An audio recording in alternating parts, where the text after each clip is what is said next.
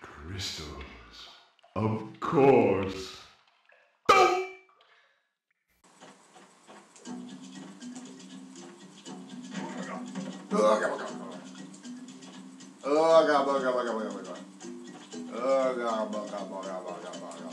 I don't know if you can see, but I don't know what just happened. They died. I know that. But this is indeed Crash Bandicoot 2. Cortex Strikes Back. And I am currently... This is way too distracting. Holy shit. Okay.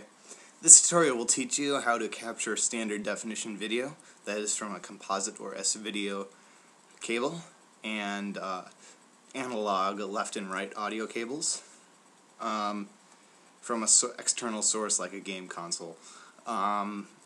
This will, well, I'll touch briefly on a high definition setup at the end of this video, but this is mainly for you standard definition users. This gets a lot more complicated and expensive when you go into HD, and it may or may not be worth it for your means. Obviously, the cost goes way up, and so we're going to focus on standard definition. So all setups more or less boil down to a video cable and a left and right audio cable. Now, for this setup, we're just going to assume the simplest setup, that is your game console going directly to your TV. Now, obviously, there are millions of variations you could have on this setup, and by no means and while I'd like to cover them all, there's no way I could. So, basically, I'm gonna cover the basic setup, and you can apply it to yours as your setup as you can, because in the basic form, all these setups are the same, video and audio. That's an I am. If you have any questions, private message me or leave a comment, and I will be sure to get back to you as soon as I possibly can.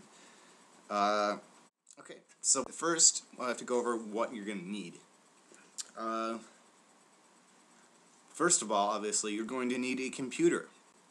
Now, depending upon what kind of quality you want to capture in, and things like that, you'll need probably, if you want to capture in full quality, that is 720 by 480, this DVD quality, you're going to want at least about 1.8 gigahertz single core.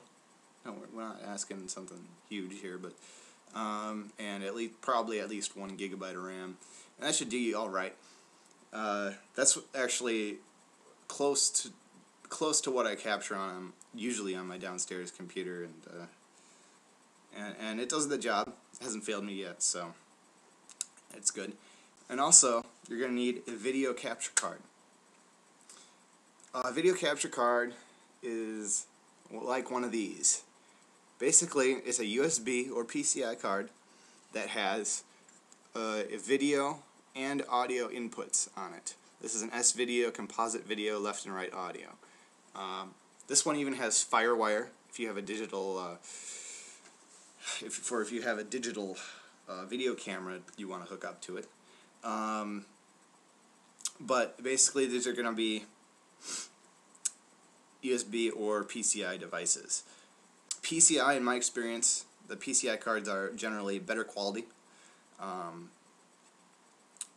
However, there's not going to be a huge difference. If you're uploading to YouTube, it really doesn't fucking matter. As long as you get to see what the general gist is, the quality for YouTube uploads isn't all that necessary. So I got, back there, I got a VC500. Let me go get it. That's what I'm using right now. This is a VC500 from Diamond. This one's about $50. It does the job. It's not the best quality, but like I said, it gets the job done. I would recommend this one. You have a few compatibility issues here and there, like this particular unit doesn't work with Minicam, which is a little important if you want to do live feed sort of situations, but if you're just plainly capturing video, this one will do you fine. But yeah, obviously there's compatibility issues all around, and you'll want to do research before you go out and buy one, probably, for your purposes. USB, generally USB is good for the physical installation part of it. You know, you plug it in, download the drivers, install them, and it works, generally. But the compatibility of the drivers is not as great as the PCI ones. So if you want it just to go real easy, smooth setup every time you hook something up into it, you'll want to go probably with a PCI card, unless of course you're on a laptop, which you pretty much have to go with USB. But the thing about USB is it's easy to install, but every time you set it up, something is bound to change or go wrong, and if you keep it plugged in all the time with your video switcher, which we'll talk about later, if you keep everything set up, you should have no problems with it. But if you're constantly plugging it and unplugging it, and the video cables as well, you're gonna have issues every time you go to capture, and while it doesn't take a lot of effort to fix them, it's kind of a pain in the ass. So yeah, just keep that in mind. And also the stability of USB isn't as great. So you need a capture card. This one, by the way, is a Pinnacle 700 USB. This one came with version 10 of Pinnacle Studio. I got a PCI version with version 9. I have a few of these. So yeah. So the second thing you're going to need, well, third if you count the computer, is a video switcher or distribution amplifier. What I'm using in my setup is a video switcher. It has 4 inputs and 2 outputs. So basically, your console goes into one of the inputs, and the video switcher puts out 2 outputs of the signal. One of those outputs is going to go to your television, and the second is going to go to your capture card where you'll record. The switcher I'm using is from Radio Shack. It's about $40. Not a big expense really at all. Radio Shack also has a distribution amplifier that's like, it has 1 input and like 6 outputs. If you really want to get hardcore, you can use that. It's a good time. I really want one of those, actually.